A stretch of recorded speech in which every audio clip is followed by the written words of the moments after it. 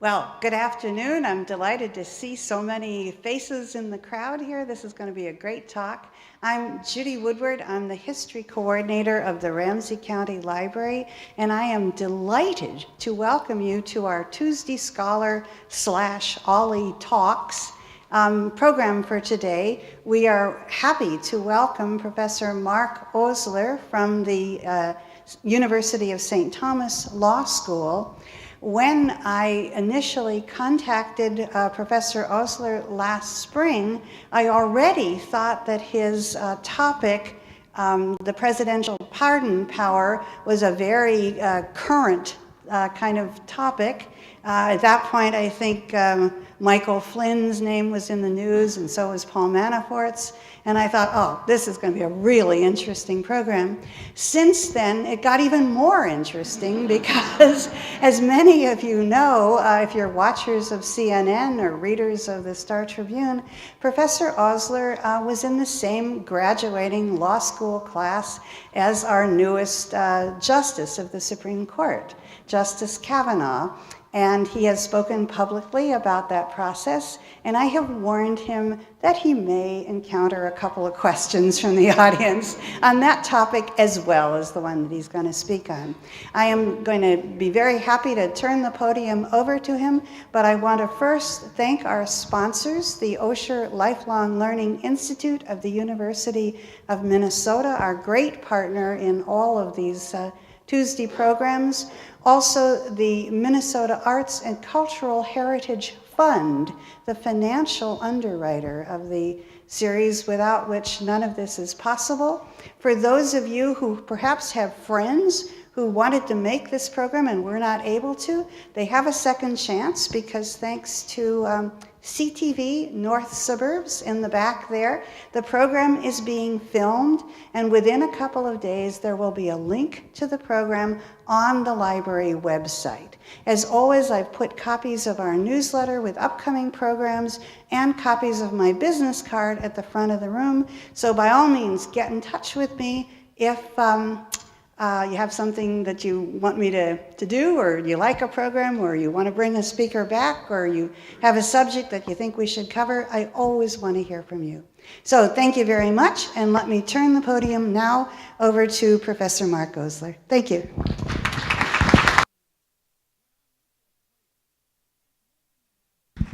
There we go. And thank you. It's really a pleasure to be here. I have to say, as someone who is a scholar of clemency, usually what happens is no one is interested in your subject, and then the president grants a pardon to somebody, and everybody's really interested for 4 hours, and then no one's interested until the next time that happens. And so, given that we're kind of between pardon and action, I'm thrilled to see this kind of interest. I want to start out by telling you a little bit about myself, to explain how I came to be interested in clemency in the first place. And I can explain this to this crowd in a way that doesn't work with my students because I'll refer to events that some of you will remember. I was born in 1963 in the city of Detroit. Is there anybody else here from Detroit? All right. And that means I was 4 years old during the riots. We lived on the east side. Most of the riots occurred on the west side of the city. But my first memory is going outside and seeing the army occupying the city of Detroit, seeing an armed personnel carrier at the end of our block and soldiers with assault rifles standing outside of it. When that's your first memory, you often, I think, grow up to become someone who believes that criminal justice is really important. And really important in more than one way, because that particular insurrection caused so much damage. But it also grew out of social problems that were largely rooted in law enforcement.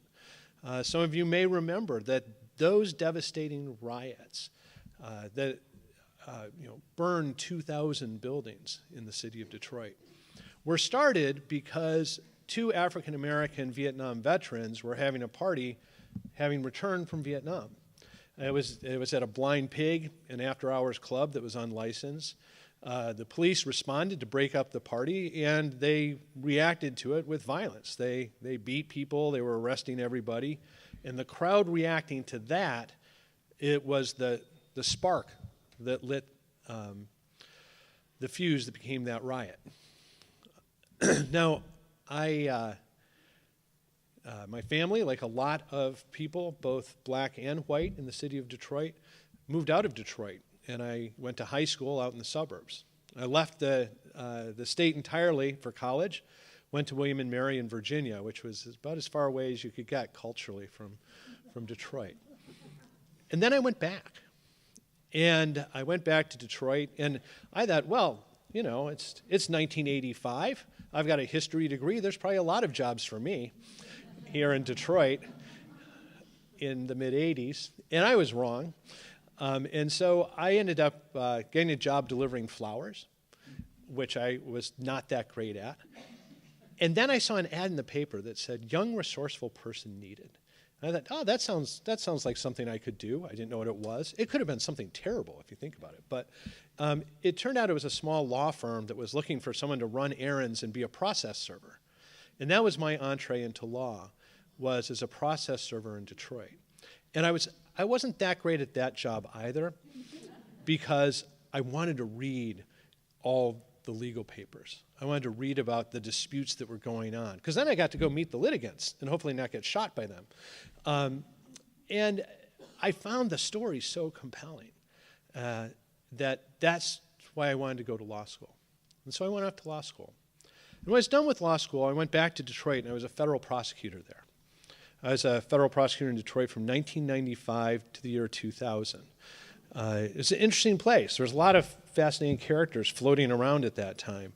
One of my colleagues who was there the same time I was, and one of my friends, was Barb McQuaid, who's often a commentator now on legal affairs. I took the place of Jennifer Granholm, who had been the line prosecutor that had left when the job freed up, and I took it. It was a fascinating job and an important one. And if I was going to go back into the regular practice of law now, I would want to be a prosecutor again. One of the things that's amazing about being a prosecutor is you have the ability to solve problems. If you do it right, you can solve problems. You can also create problems. And I found that as my experience went on, I came to believe in some of my cases much more, and some of my cases much less. One of the cases I believed in much more, where I felt I could really solve a problem, for example, was I got a call from a mall cop from Somerset Mall. And, you know, I was a federal prosecutor, and so I was like, we don't take cases from mall cops. So he wanted to meet with me, so he came down to my office, and he wore his uniform, and apparently he was the chief of the Somerset Mall Police. And he explained that they were having a problem because people were breaking into cars and stealing the airbags. And I said, well, you know, that's a state crime. We really can't do anything about that, and sent him back out to Oakland County. But I thought about it. And I thought about the fact that my own car had been broken into a number of times, and realized that while we couldn't go after the thieves, we could go after the person they were selling to. That there was a federal statute that covered chop shops and fences. And if we did that, we'd take the market out from under it. And that's what we did. We found out that all these thieves were selling to the same place, a place called Beck's Wheels in Detroit. And so we sent an undercover agent up there to, you know, sell an airbag. Dressed him up, looking a little rough, gave him an airbag, and he said, I want to sell this airbag. And they said, fine, you have to sign this form. And the form said, I verify that this airbag is not stolen. And I could tell which element we were going to have to struggle with in that case. But I got a great FBI agent. We did take down that fence, and the break-in rate in southeastern Michigan for cars went down 75%. We solved a problem through law enforcement. Where I didn't see us solving a problem was in narcotics. At that time, there was a law in place that said that you were sentenced the same for 1 gram of crack as you were for 100 grams of powder cocaine.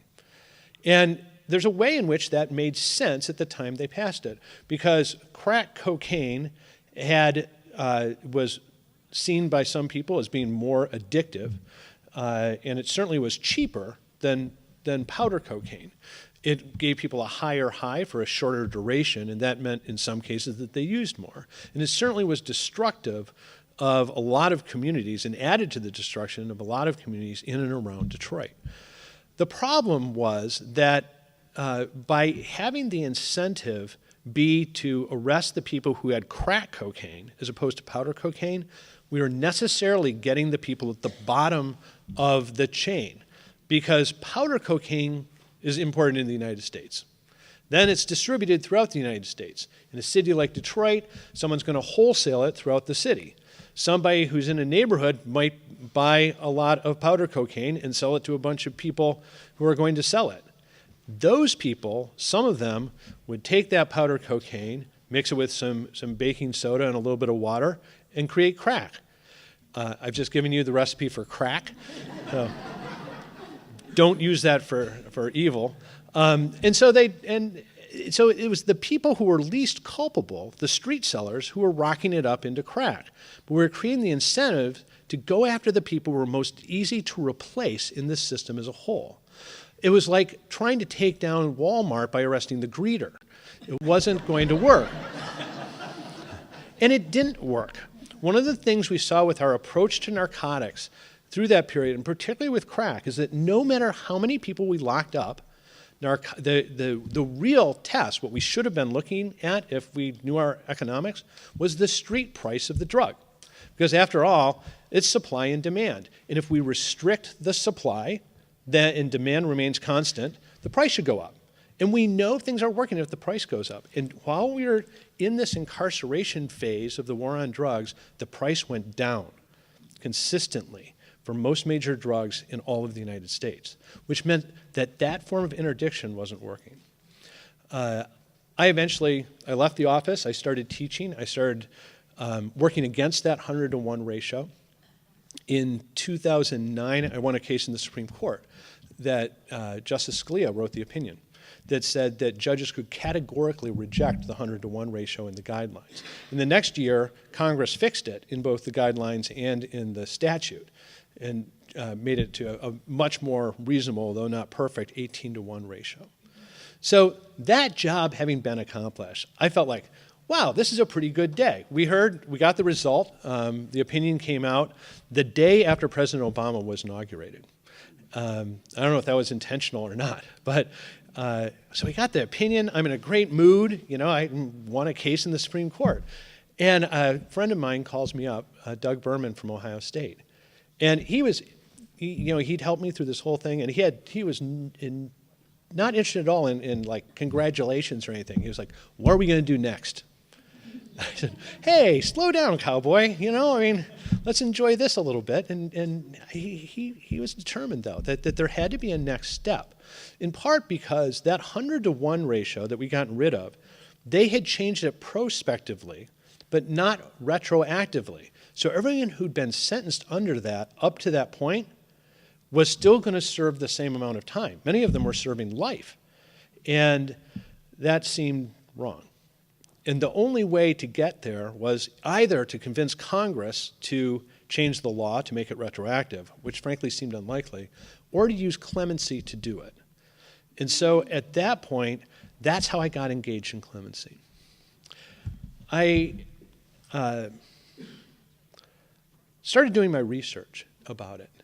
And one of the things that I quickly saw about clemency is that for me, it tied in with my faith, which is that I'm a Christian. I saw that there was this part of the Constitution that for me was also at the heart of the Gospels, which is mercy.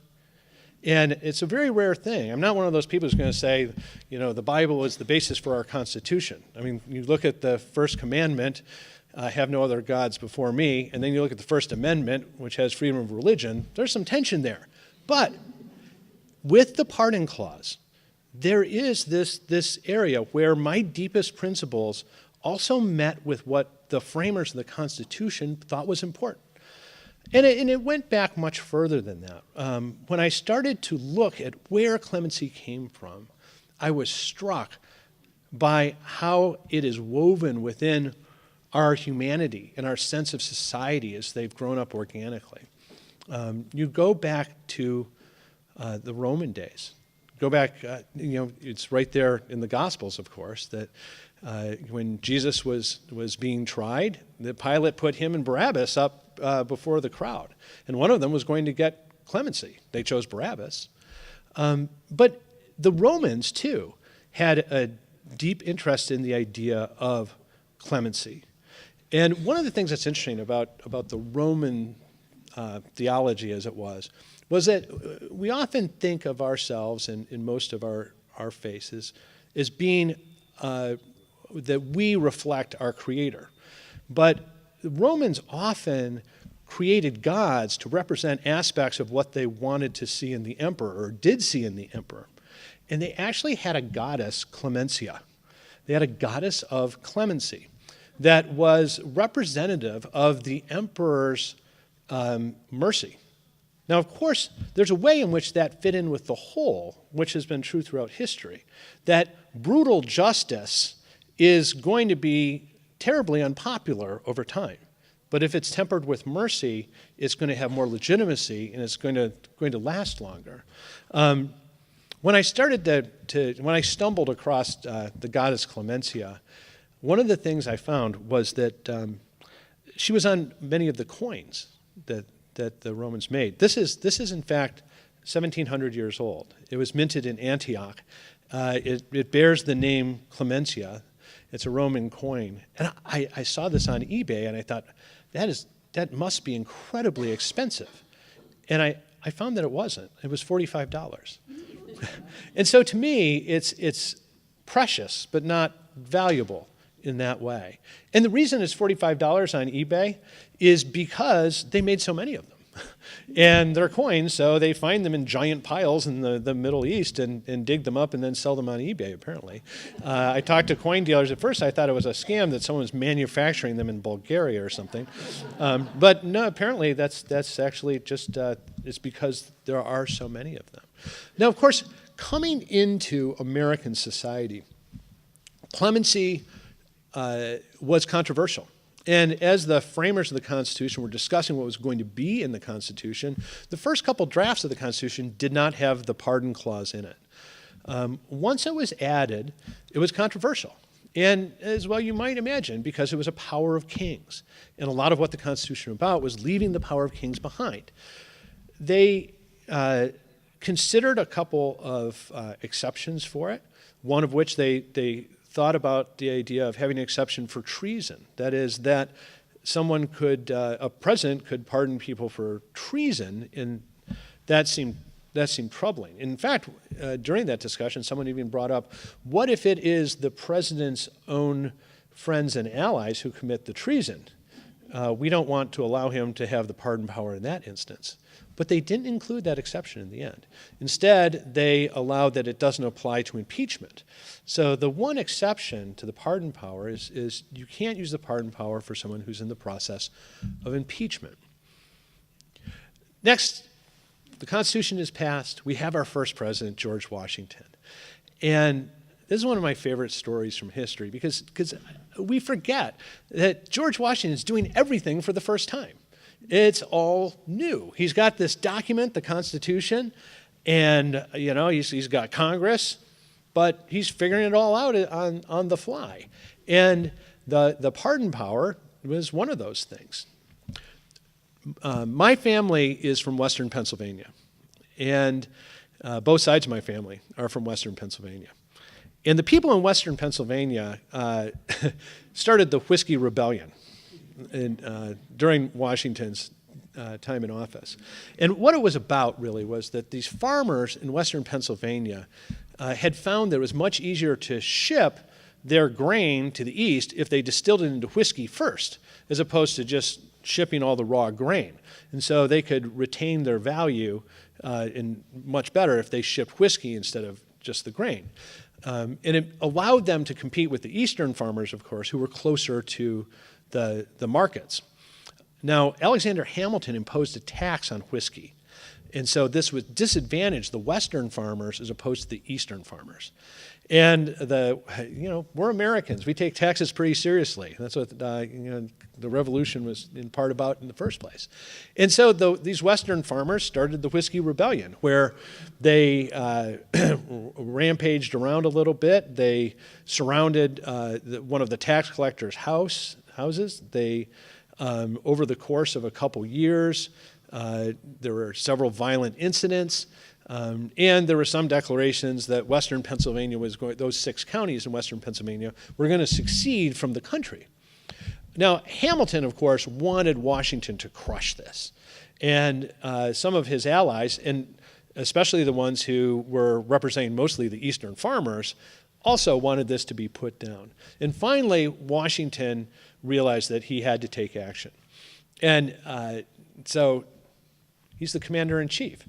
And I love this. So he views himself as the commander-in-chief as actually commanding the army personally. And of course, that was his background. He was a general. And so 16,000 militiamen gather in Philadelphia, and George Washington leads them to Western Pennsylvania personally on top of a white horse.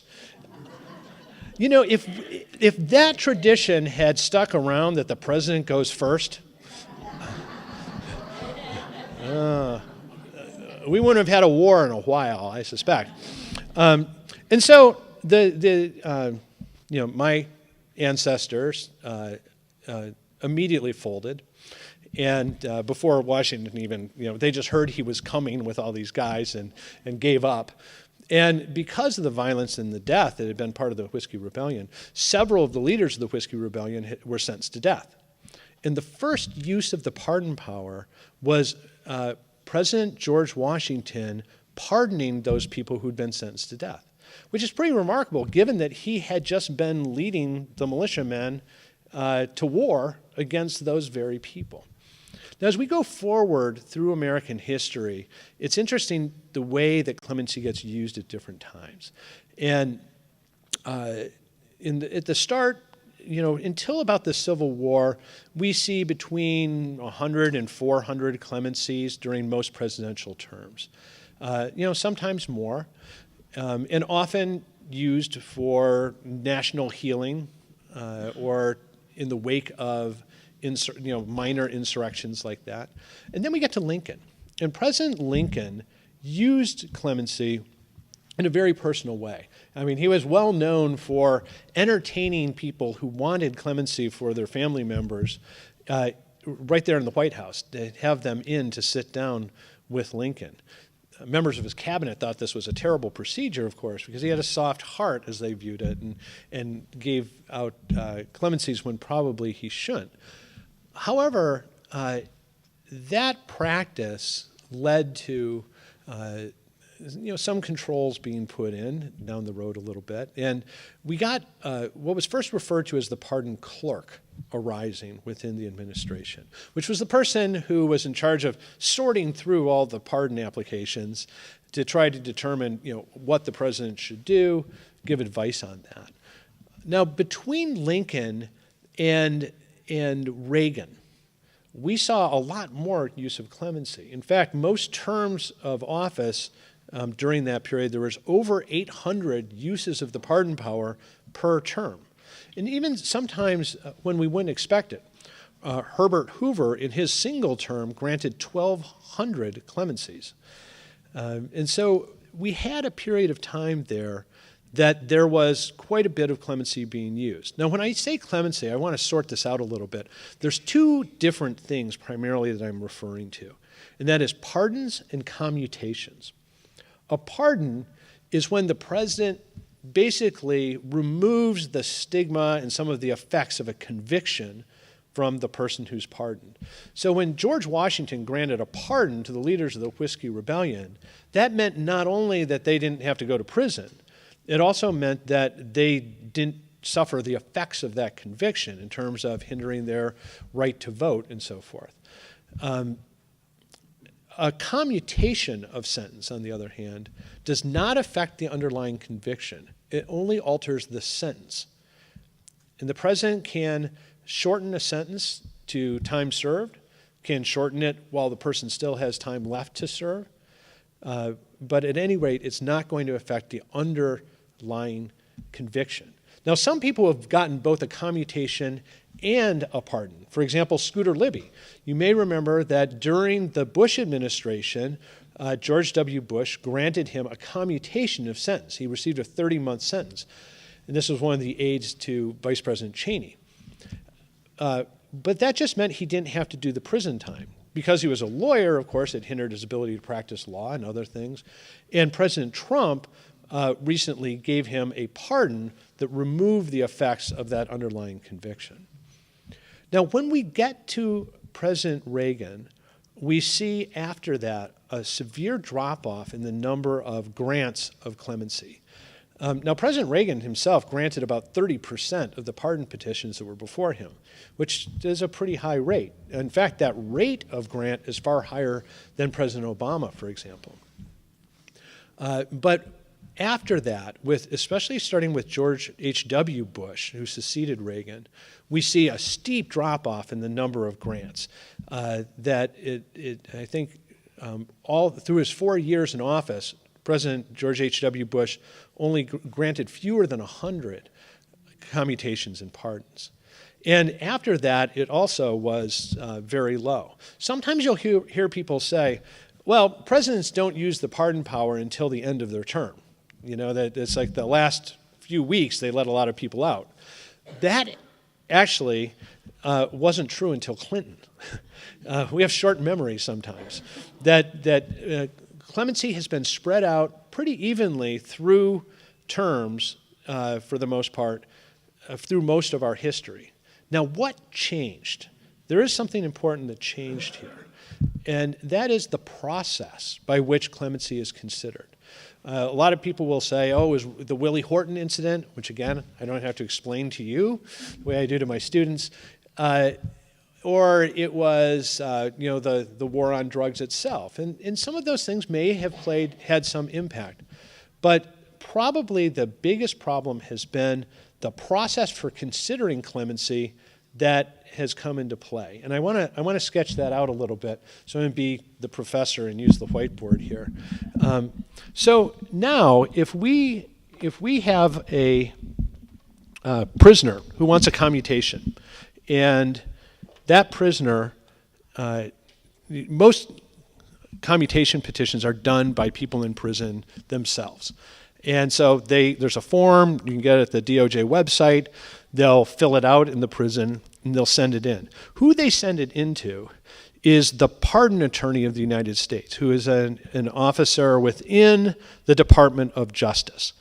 Now, of course, the pardon attorney, him or herself, is not going to read all of these petitions, and has a staff usually of between 5 and 12 people who are going to review these petitions. And so when the petition is sent in,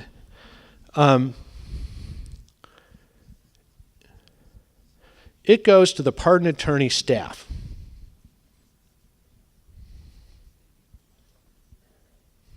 And what they're going to do is review the petition, check on some things, circle back to the prosecutor's office, sometimes to the judge, see what their opinion is, do some research on the criminal history of the individual, and then write it up and make a recommendation to their boss, who is the pardon attorney. And so they'll make a recommendation to the pardon attorney. Now, this office, the pardon attorney's office, is in a secondary Department of Justice building in Washington, over in Noma. Once the pardon attorney decides what he or she thinks about this, the next step is they send it to the Deputy Attorney General. Now, the Deputy Attorney General, of course, has a lot to do. And so it actually is going to go to a staff member of the Deputy Attorney General first. And so here we've got the DAG staff, and they'll look at it, and then they'll make a recommendation to the Deputy Attorney General. The Deputy Attorney General will decide what he or she thinks, and then send it over to the White House Counsel. But of course, the White House Counsel has a lot going on, so the White House Counsel has staff to look at this as well. And so it goes to a staff member at the White House Council.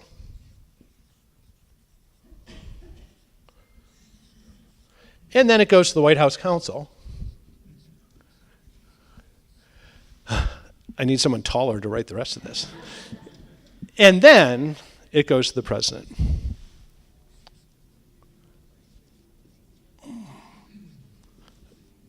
Now, one way to think about this whole process is as a pipe that has a series of valves on it.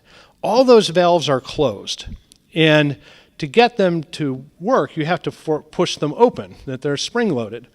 And for a petition to get through this process, 7 reviews sequentially, all those valves have to be pushed open. Now, the reason I say the valves are closed is because there is a bias in favor of no, of saying no, because no one is going to get in trouble if they decline a clemency petition. You're really only get in trouble politically if you grant one and then that person goes and does something bad.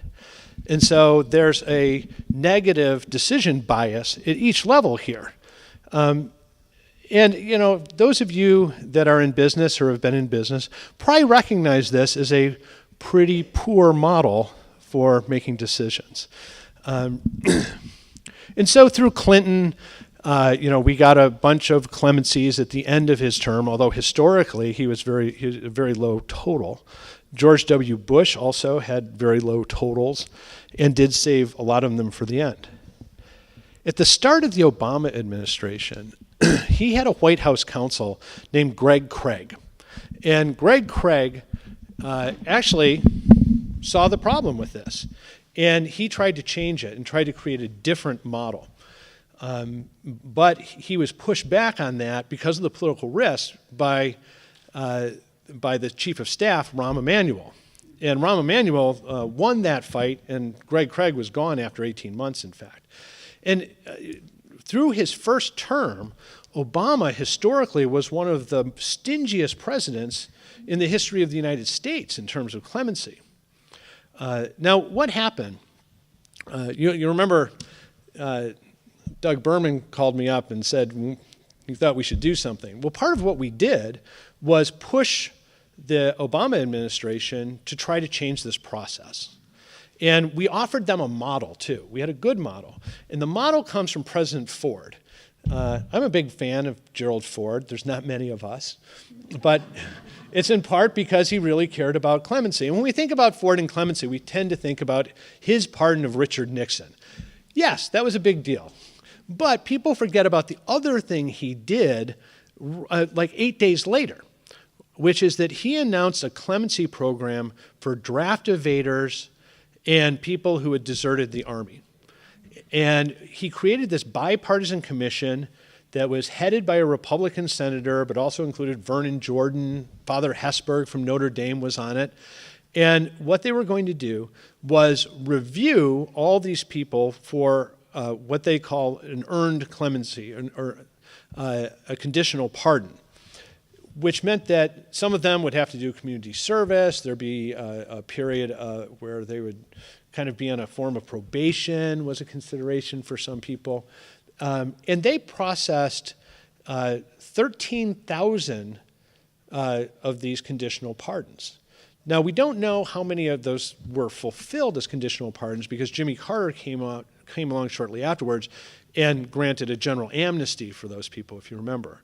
But what was impressive was how the process that Ford developed worked. Because what he did is he wiped all this aside, said, we'll have this horizontal board consider it in panels of 3, and then they'll just make a recommendation. And that'll provide the political cover we need. That we'll have the staff that will develop the reports. That means they'll be well considered. And that was a good process. So what we pitched to President Obama was get rid of this and instead have a bipartisan board and have them decide what happens with clemency. They didn't listen to us. So they did something else. And unfortunately, I think this plays into one of the worst instincts of Democratic administrations, which is the answer to too much bureaucracy can be too much bureaucracy. And so what they did is they got a group of organizations that worked in the criminal law field and had them review letters that are basically surveys that inmates sent in, and then decide whether or not they should get a pardon petition done for them, or I'm sorry, a commutation petition done for them by lawyers who volunteered. And so they set up a process, and here's the process they set up, which was that the inmate would send in the survey. That would go to this committee, which was called Clemency Project 2014. So CP14 would make a threshold decision about whether or not to take it. They would send it to an attorney who would evaluate it. That attorney would prepare something called an executive summary, and they would send that to a screening committee.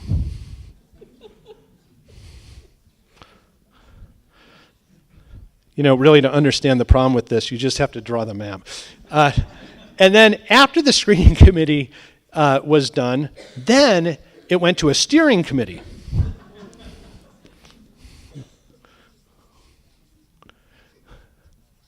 And after it went to the steering committee, then it goes back to the attorney, and only then does the attorney prepare the petition for the commutation. So it goes back to the attorney. They do the petition for commutation. They send it back to CP14, who takes a look again. And you know what happens then? The petition is all ready to go. So where does it go?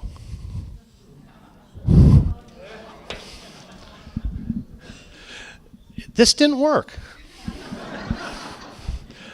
There's a way in which it worked. It worked in the sense that 1,700 people did get commutations.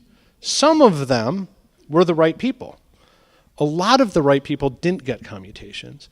A lot of people never got a petition prepared. And probably some people who shouldn't have gotten it did get it.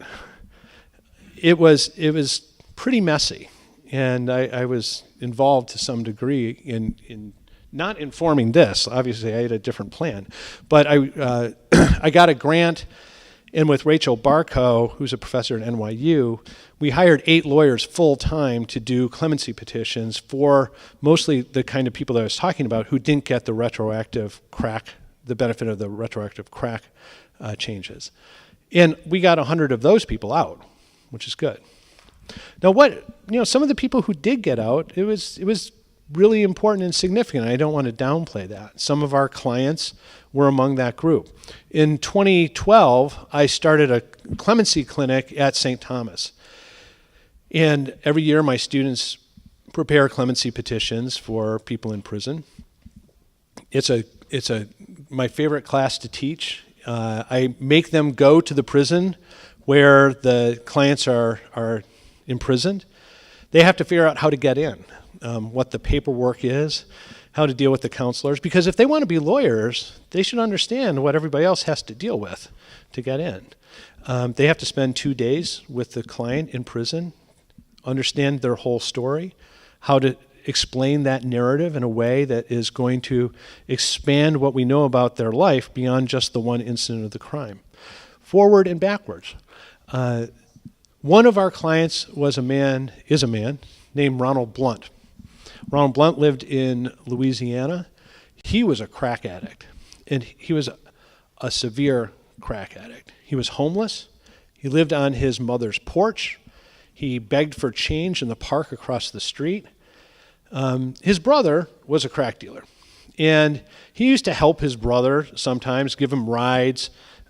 He would, when he was in the park and people wanted to know where to buy crack, he'd say, go down there.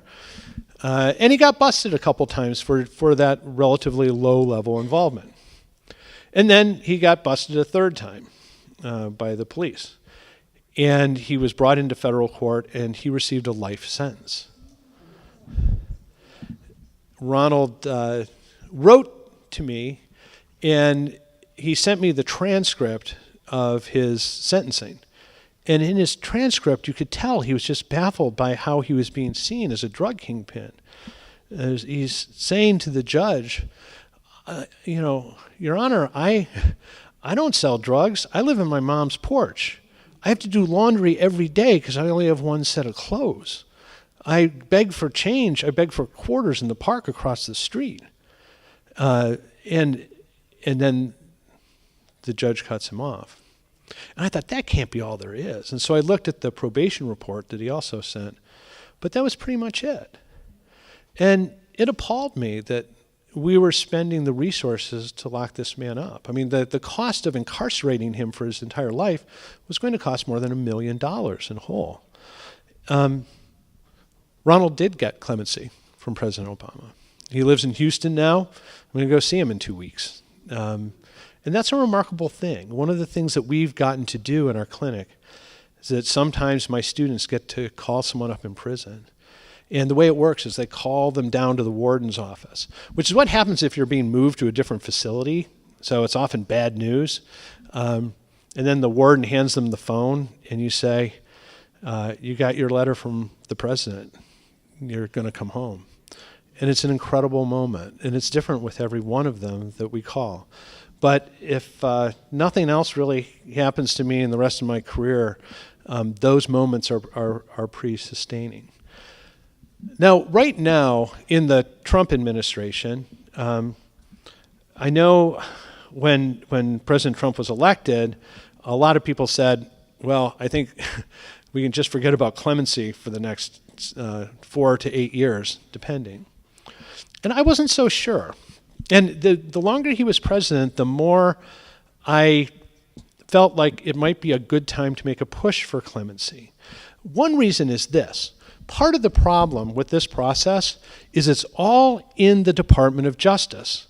Those are the prosecutors. They're inclined to not say we were wrong in seeking this sentence in the first place. And also this structure that's so wrong it was created by the Department of Justice and it's perpetuated by them. And I thought this is a president who has a skepticism about the Department of Justice, it's fair to say.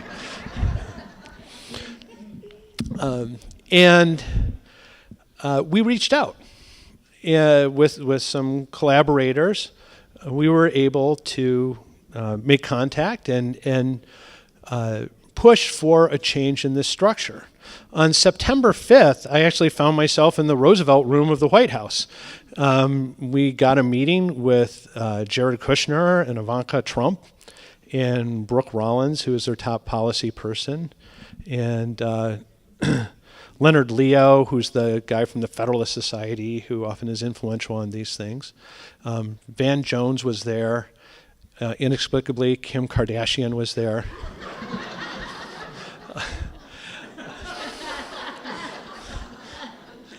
There's some things I can't totally explain, but I will say this. I have to explain the Kim Kardashian thing a lot because I came out of that meeting and immediately my phone is going off and it's my students saying, "You're on Kim Kardashian's Twitter feed." And I'm like, yes, because that's what I want to be known for. But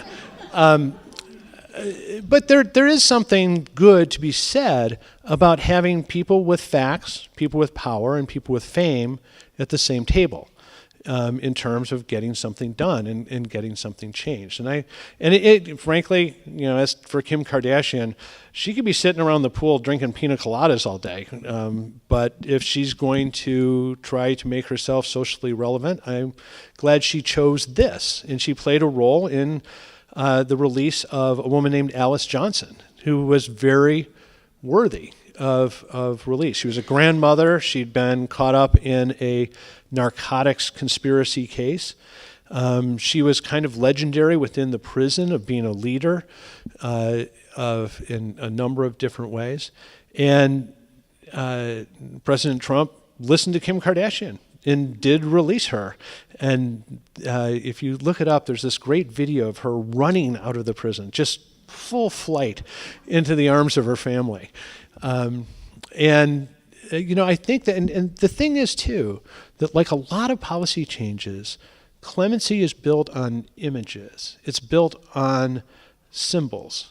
And Alice Johnson is the symbol that matters right now, because for this administration, they let someone out who really merited it, who a lot of people related to, and have received a lot of positive feedback for it. I'm more optimistic than a lot of people are that we may be able to get change during this administration in a very positive way and change the thing not only that's hindered this administration, but several administrations back, which is this mess here. And if we can make that change, it'll benefit things through the rest of the Trump administration and into the future as well. So I've reached the end of that part of my story. So happy to take questions. I know there's a lot of questions. I'm just going to ask that you wait till I bring the mic around because we're being filmed and so everybody can hear. So I saw this lady's hand up first. What kind of process would you recommend? Oh, great question. Thank you. So I'm ready to talk about that. What kind of process would I recommend? I think that what they should do is get rid of this and instead, it makes sense to have a professional staff to review the clemency petitions. And so you'd have a staff, you'd have a working marker. How'd I kill all these so fast? Okay, yeah, thanks. So you'd have a staff, and frankly, these people are good. You could just bring them over. You'd have this located within the White House, and then you'd have a commission. And the commission would have, between 5 and 9 members, and they would review, and then the chairman of the commission would report to the president. This is the way it works in the high-functioning states, the ones where we have a high number of grants that are regularly reviewed and seem well vetted. No state does anything like this, which is good. Now, the other thing that's interesting is when we look at the high-performing states, there's not a red-blue divide. Among the highest-performing states are South Carolina, Georgia, and Arkansas. And some of the states that do the worst at clemency are Vermont and Minnesota, because we have our own kind of terrible process, which is that there is a pardon board here, but it's comprised of the governor, the attorney general, and the chief justice of the Supreme Court. And then they meet in an open session, and I've gone to this to watch, and it's fascinating, because the people who are seeking a pardon, they make their case directly to those three, apparently with no preparation whatsoever, and then they talk about the case right there in front of them and decide. We have a relatively small number of pardons that are granted through that somewhat bizarre process. This gentleman has a question. Yes. Let's take a case where, let's say, the president was convicted of a crime. Can he pardon himself, and does he have to go through this whole process? And can he be charged with a crime while he's president? Okay, that's a bunch of questions. I'm not sure I can remember them all, but I think the first one was about self-pardon. So let me go there first. So can the president pardon himself? Well, in a really basic way, sure, he can. The same way he pardons other people, which is that he can get a pardon warrant out, put his name on it, sign it at the bottom, boom. That's all it takes. In fact, the president doesn't have to follow this process. And in some cases, President Trump has ignored it altogether. And just, in one instance, he met with Sylvester Stallone. That was his pardon board. Could he self-pardon? Yes. The question is, what's the legal effect of that going to be? What comes next? Who's going to have standing to challenge that? And, ultimately, that probably is a question that ends up in the Supreme Court. Can he do it? Yes. What's going to happen after that? Mayhem, legally. And it's very hard to predict where it would go from there. Now, you asked, could the president be charged while in office? I don't think, just to put this in very practical terms, right now, I mean, that's something that is not a settled question in law. But I think that Robert Mueller will not charge a sitting president with a crime. I think what he will do when the Mueller report comes out is that there will be additional indictments. There's been several indictments already against people other than the president. And if he believes that criminal conduct can be proven against the president, I think he will send a report that recommends impeachment. And that's how the president would be addressed through the Mueller investigation. Okay, I got two of the questions. Why don't we move on? Okay. This is just an extension of the last one. Good. You sort of answered it. The president can initiate a pardon process and maybe even be discussing it, because this is on CNN and MSNBC all the time. He can be discussing it among people and offering it. Is that possible? Can he do that? You mean to himself or to other people? Oh, yeah. Yeah. I mean, there's this process isn't even through statute. It's through regulation, through administrative orders. And so because the Constitution gives this power directly to the president, that there's really no controls on it. I mean, the president can issue pardons without asking anybody first, without putting it through this process. And yeah, there's nothing, that's going to be very hard to challenge constitutionally. Yes.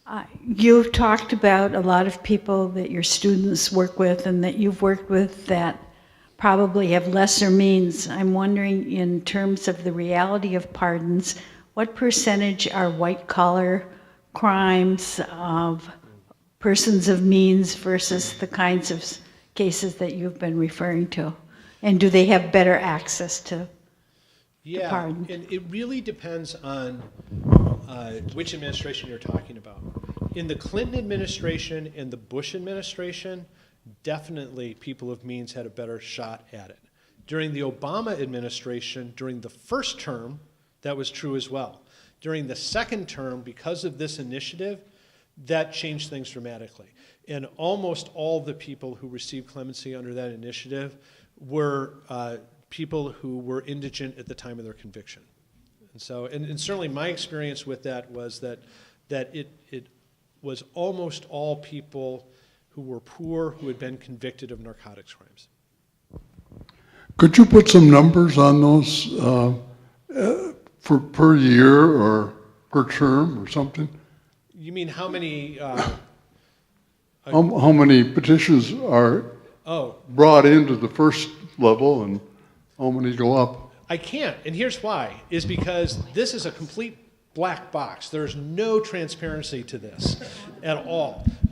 Now we do know two things, because the Pardon Attorney's Office reports it, and that is how many petitions they receive and what outcomes occur. What we don't know is anything in between. Now, for example, right now, I know that President Trump has granted, I think it's around 10 clemencies. I know that there are about 12,000 petitions somewhere in here. Now, where are they? We don't know, but I can tell you where I think they are. I think Rod Rosenstein, the Deputy Attorney General, is pretty busy with other stuff.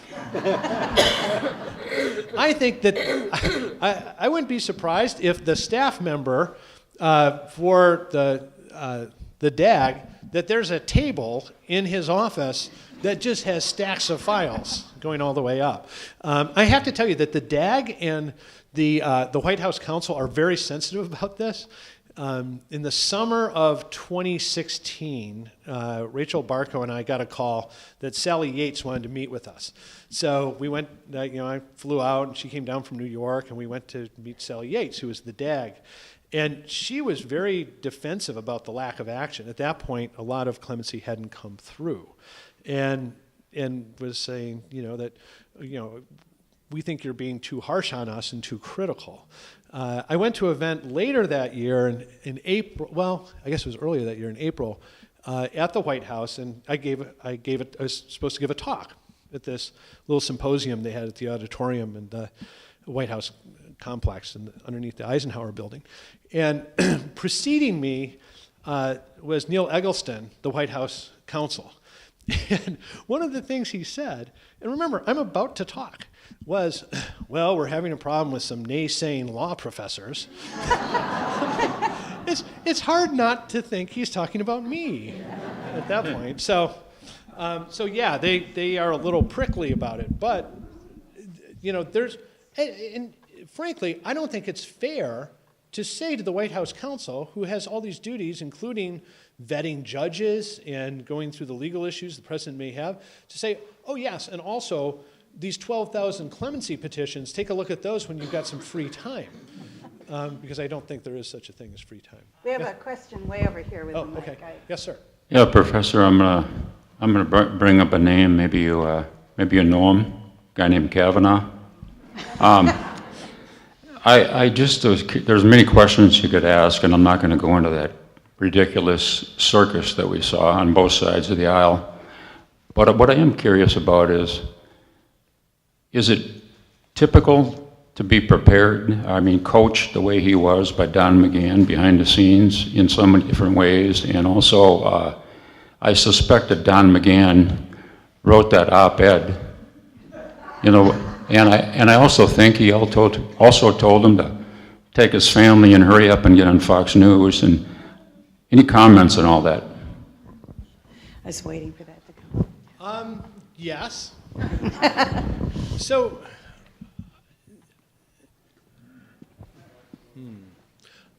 the one thing that you mentioned about him being prepared by the White House counsel for his appearance at the hearing, that is completely normal. That not only for a Supreme Court justice, but for anyone who is facing confirmation, they are prepped for their hearings by the White House counsel and their staff. And that is a completely normal function. And so, probably for Justice Kavanaugh, the vetting was more extensive, in part because of the circumstances and the additional hearings, but it's not unusual at all. In fact, it's the norm for the White House counsel's office to spend a lot of time with nominees, getting them ready, and even running through, what the confirmation hearing is going to be like. And that includes not only the people for judgeships, but even Rachel Barco, who I mentioned, is on the Sentencing Commission and had to go through confirmation for that. And even for jobs like that, they are prepared by the White House. Now, in terms of the process as a whole, it certainly was unusual, wasn't it? And unfortunately unproductive. And there's a lot of things that went wrong here that hopefully we'll learn from in the future, but I'm not sure that we will, given that we didn't really learn from last time, which was Anita Hill. Yes, sir. Among law school faculties of various sorts, is there any consensus about whether the pardon and clemency process is a part of their philosophy of law, or do they see it as a pragmatic political safety valve that protects the integrity of the law from its own errors? Yeah, that's an excellent question. And there is a divide on that precise point amongst academics. Now, when you talk about academics who study clemency, there's 5 of us. We can have lunch without making a reservation. And so, but even when other people are drawn into the conversation, there is really a divide over what is it for? What is it supposed to be for? Is it supposed to be for individual cases where we can say it went too far, or is it properly used to address broader social circumstances, such as the after effects of the war on drugs, or what President Ford did in the wake of the Vietnam War? Is it appropriate to use it for social construction in a way, or reconstruction, or healing? The record from the Constitutional Convention in the early years, the Federalist 74 talks about the pardon power some, does suggest that it is in part meant to address when laws are too harsh, in part. Now, however, what is beyond dispute is that they gave great leeway to the president. It is an unchecked power. You know, like I said, unlike everything else that he does, pretty much, he can just pick up the piece of paper and put a name on it and, you know, put it out there and boom, that person's pardoned. Someone has asked the question, could the president pardon someone by tweet? And the answer is probably yes. And he may have done it today, I don't know. So that question, though, is a theoretical one and not a practical one. Because at the practical level, the answer is yes and yes, that the president can use it, and presidents have used it, both for in a particularistic way, where they're plucking out the cases where there seem to be especially meaningful circumstances, and other presidents who have used it as a broad way of addressing greater movements in our society as a whole. There's a question over here. Okay. Yeah, thanks, Professor. I was wondering how other advanced countries deal with this problem or this issue of pardoning, and if this setup is common, abnormal, if pardon is usually given to the executive, or if it's divested into other institutions. Yeah, there's a wide variety of systems in place. In where there have been questions is where a country has transitioned from a monarchy, where the pardon power easily vested in the monarch, to a democratic form of government. Does the pardon power then shift to the head of state or the head of government? And in most Western countries, we see that there's some form of clemency, and it's used unevenly from country to country. Now, in Asian countries, there's not the same kind of history of the use of clemency in the same way. And in South Korea, within the last decade, there's been a debate over whether or not to create a pardon power. I gave a series of lectures in China in 2013, and I realized partway through, someone flagged me that when I used the term clemency, it was being interpreted as corruption. And so I had to kind of back up and explain a little more about what this really was all about. And so we have a deeper history in Western nations than we do in Asia. And there's a variety of processes. One reason, though, that it's more a point of debate in the United States than it is in other countries is because we have harsher criminal laws. That in the federal system, one of the things that makes this so important is we don't have parole. That in most states and in many countries, you have a parole system that allows us to look at someone later in their life, to look at a Ronald Blunt 23 years later and say, wow, this guy has done well in prison, he hasn't harmed anybody, we can let him out. We don't have that in the federal system. Life means life without parole. And that puts a lot of pressure on clemency, and that's one reason that it's discussed a lot more, and something like what President Obama tried to do is more significant. This lady has a question.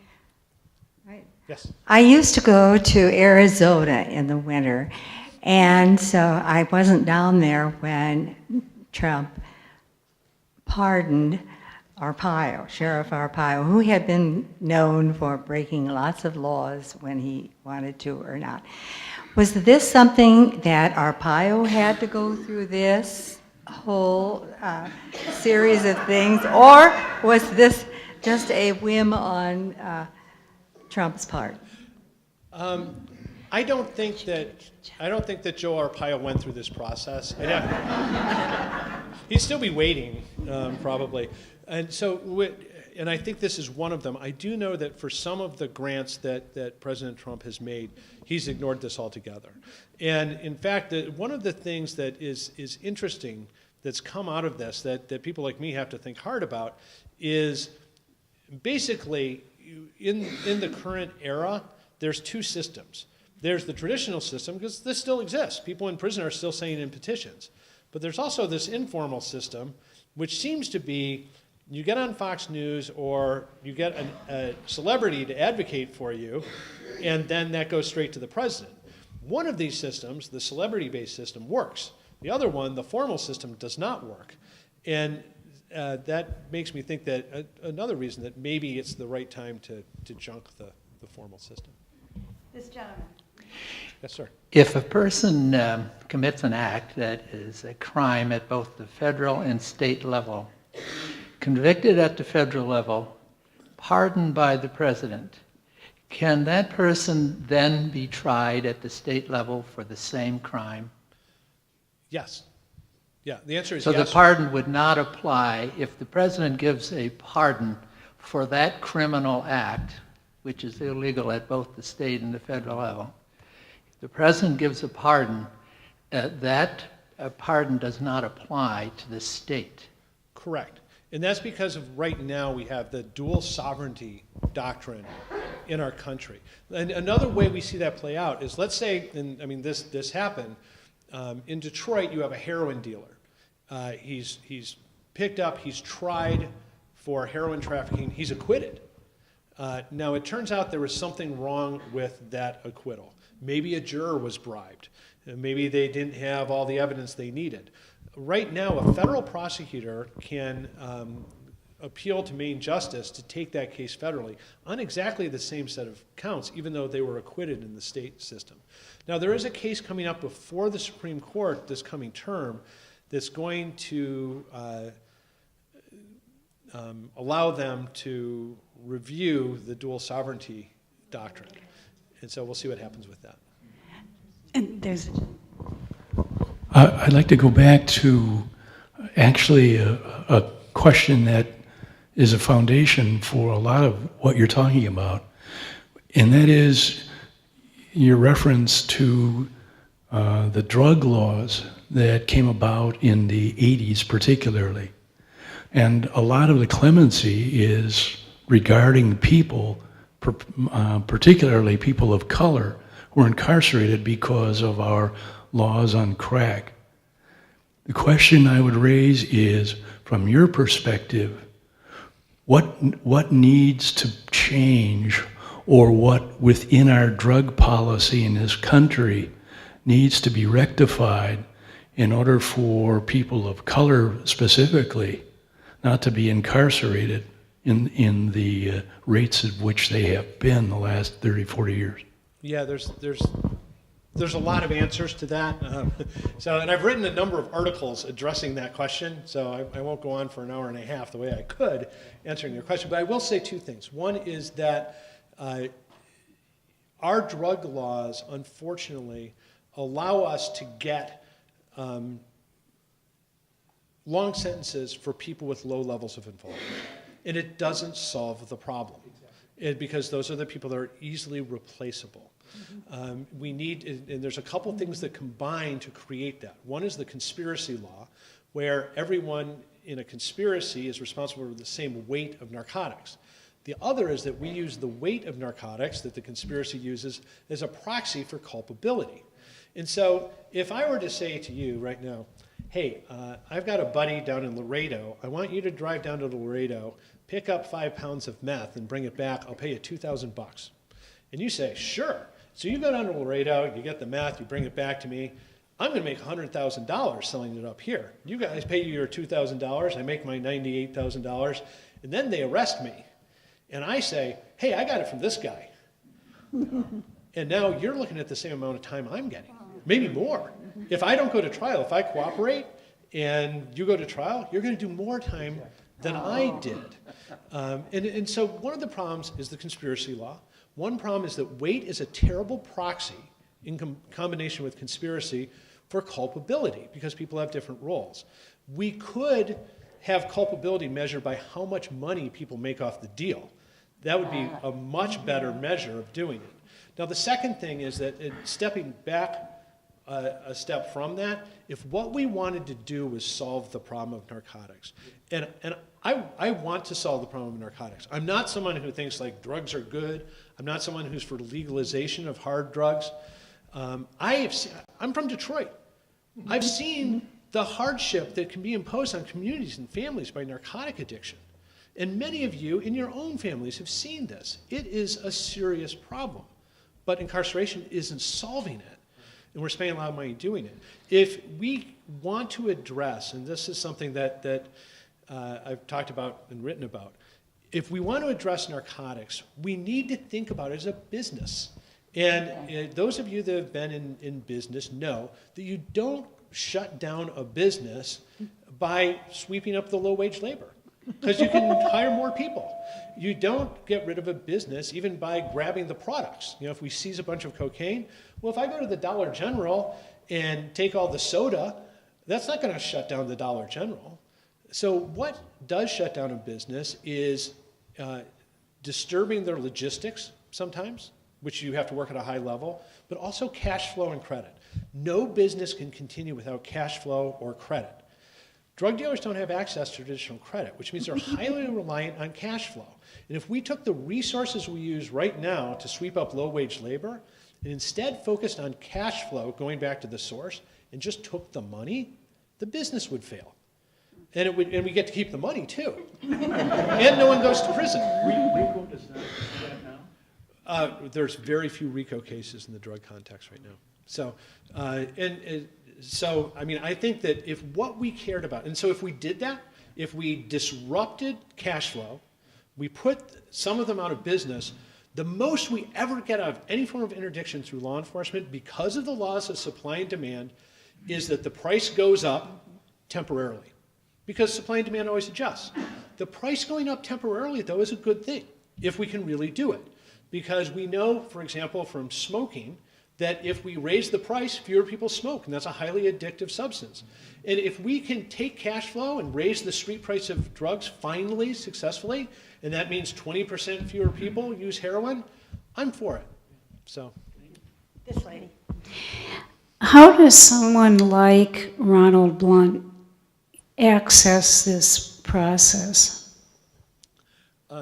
So Ronald Blunt, I'll tell you exactly how he accessed the process. He saw me on TV, and he worked for 2 days, and he bought stamps. And he wrote a letter, and he put those documents in a brown envelope, and he mailed it to me. And I still have that envelope, in part because I want to, because I get so much mail, and sometimes I just don't want to read it. It's depressing. But I see all these stamps, and I know that he had to work at 42 cents an hour to buy those stamps. And so that's how he did it. Now, a lot of people, the way they access it is they just send in a petition themselves. And when they do that, they make some pretty basic mistakes. I mean, for one thing, you're not going to get clemency if you blame someone else for your crime. If what you're saying is, yeah, well, my brother made me do it, which a lot of people say, or, these drug laws are stupid, I'm innocent, I'm a victim of the system, well, you're not going to get clemency saying that. And so there's a lot of bad petitions that are done because people aren't not good advocates for themselves, not their own fault. It's just, if you think about it, if they've been in the criminal justice process up to that point and they went to trial, so at trial they were fighting back, at appeal they're fighting back, they file a habeas petition, they're fighting back, and now at commutation you're going to start saying, well, I take responsibility. It takes some work to get there sometimes, and not everyone's there at the time they file their own petition. Can the president pardon somebody, like say Donald Jr., for future prosecution? Yes, he can.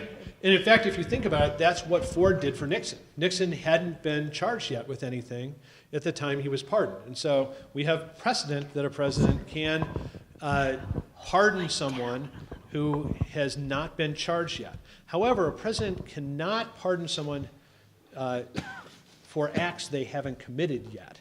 So, there's a limit. My question is about President Ford and Nixon, too. When Ford pardoned Nixon, he said, when you accept a pardon, you're admitting guilt. I don't know if that was just to make all of us calm down, or if that's really true. So it's Martha Stewart and Joe Arpaio, did they admit guilt when they accepted those pardons? No, and kind of the gold medal for not accepting responsibility probably goes to Dinesh D'Souza, who was one of the people that President Trump granted a pardon to, who immediately, said he was vindicated and never did anything wrong. So there's, I do know that President Ford, I think, in that context of, you and I lived through that era, and it was when my students act as if the disruption of politics of today are like nothing anyone's ever seen. I remind them that the Attorney General of the United States once hired burglars to break into the opposing side's headquarters and then wrote the burglars a check on the account of the committee to re-elect the president. That's bad. But in that context, I think, yes, President Ford was probably just trying to make us feel better.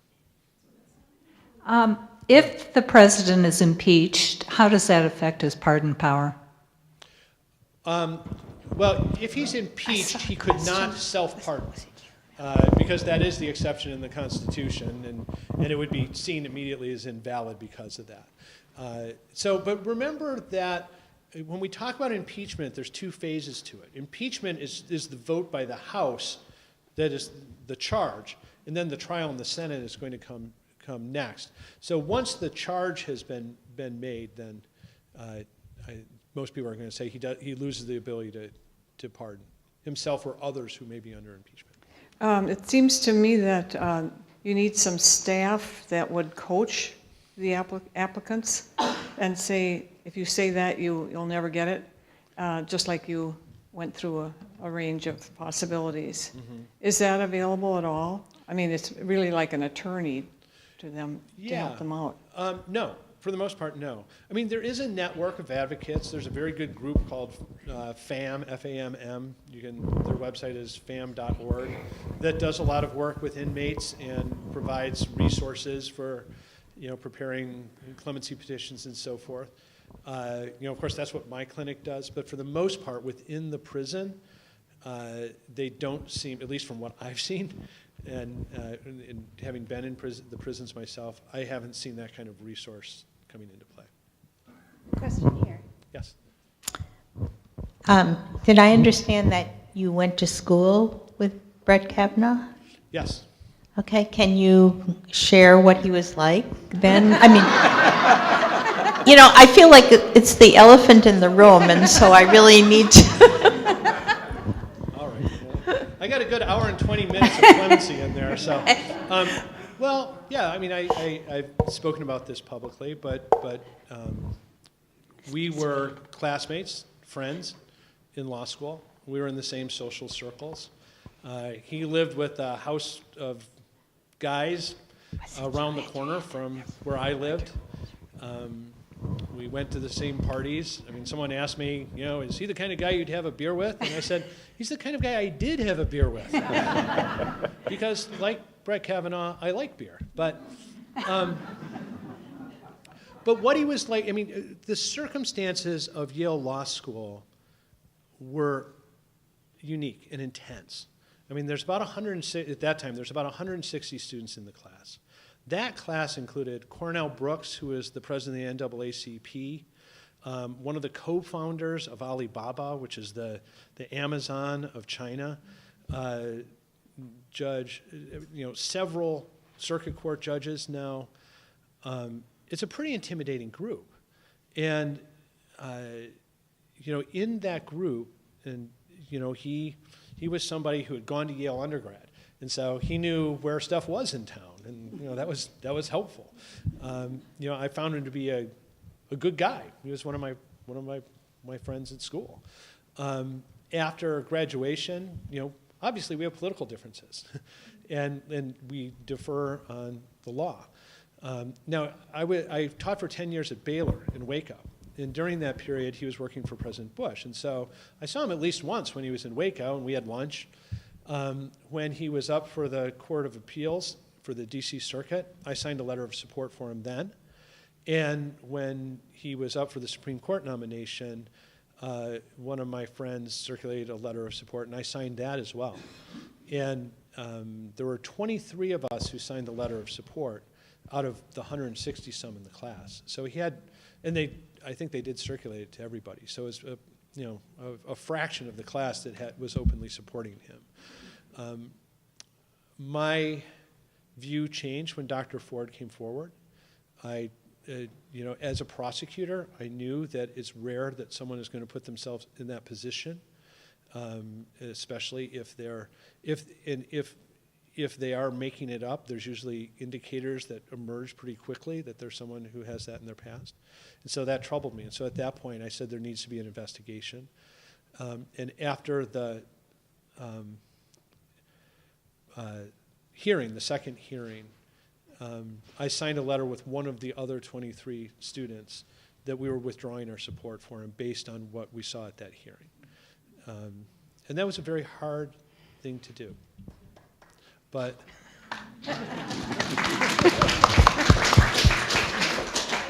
I will say,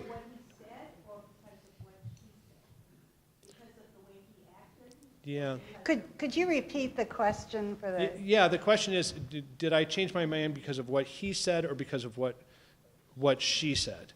And at the time that I withdrew, it was when the investigation had begun, and so we did not phrase it in terms of whether we believed her or not, just because the investigation was out there and it may corroborate or disprove what she had said. We didn't know at that point. So we termed it just in terms of what he had done during the hearing itself. And I know that there were parts of that were really hard to watch for me. And if you can imagine for each of yourselves, somebody that you knew fairly well, imagine you're watching them do that. It was heart-wrenching. Especially when he was talking to our senator, Amy Klobuchar. Yeah. And I know he apologized for that, and I appreciate that. But it was really troubling.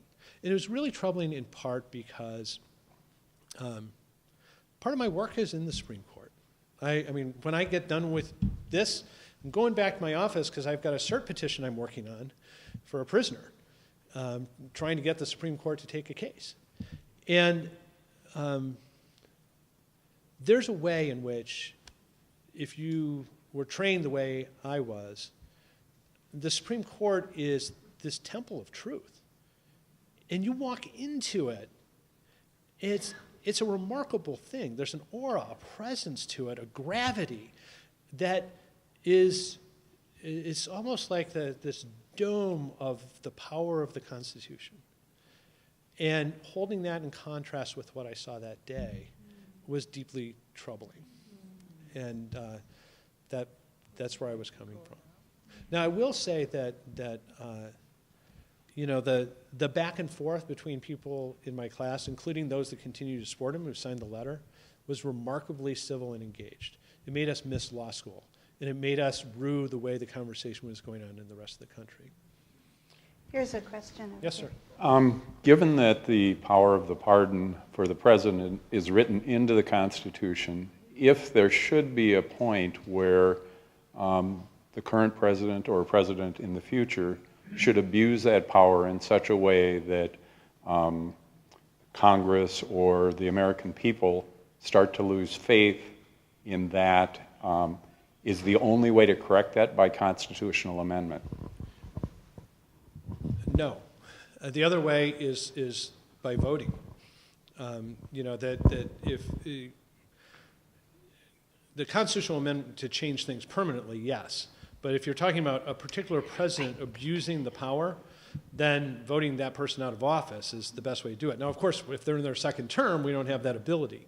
And so that's one of the frustrations that people have had. And that's one of the things that's really unwise about backloading clemency, too, is that we don't see how a president's going to use it until it's too late to speak to it politically. That's one reason this system has to go. I think we have time for just one more question. Is there someone who has not yet asked a question? This will be the first question for someone who's not yet asked a question. Okay, I think way over here. Excuse me while I walk around. I saw a hand up over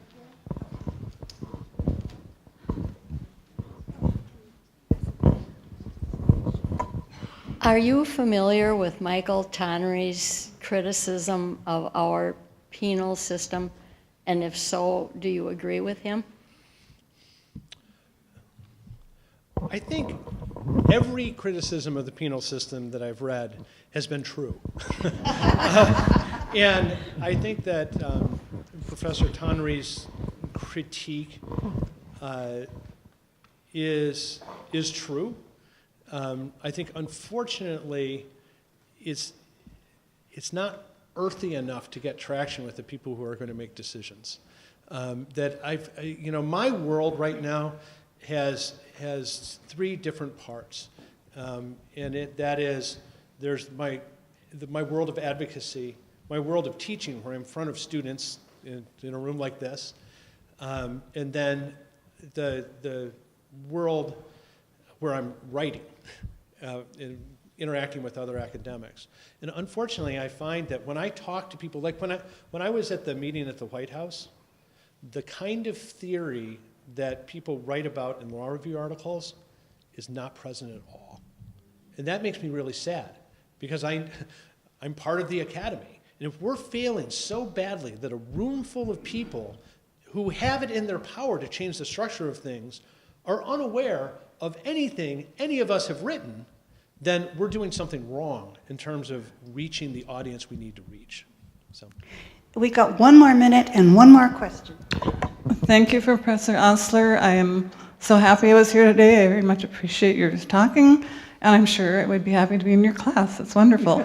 Anyway, I was wondering how you align with the Innocence Project or overlap. Great question. I love the Innocence Project, and they've done great things. However, I often say that what I run is the Guilty Project.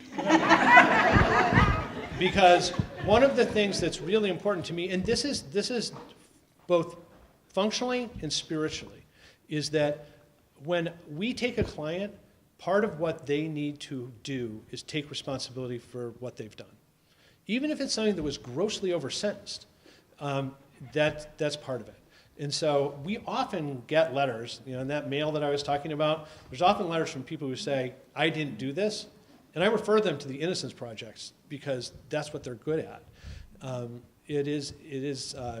If you're going to draw a Venn diagram, though, there are 2 circles that don't quite intersect, because what we look for is not just people who are guilty, but people who are willing to accept that fact. Thank you very much, Professor Osler.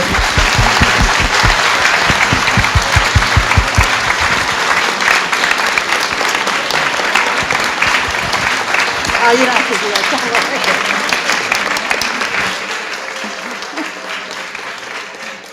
worry. Remember, everyone, come back next week. Professor Elaine Tyler May from the University of Minnesota, Fortress America is the topic. Thank you.